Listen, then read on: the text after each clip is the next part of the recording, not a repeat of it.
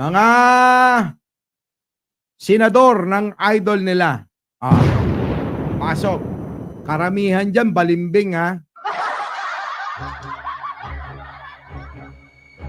Pag-ingatan nyo mga kababayan, baka maiboto nyo sila.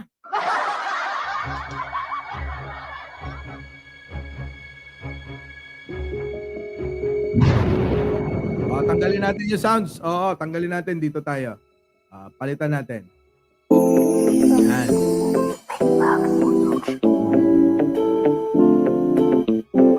Kapapasok lamang na balita, sa Huwebes na magdedesisyon si Pangulong Duterte kung i-extend o tatapusin ang enhanced community quarantine sa Luzon. Land, domestic air, and domestic sea travel Kita to nyo. and from Metro Manila.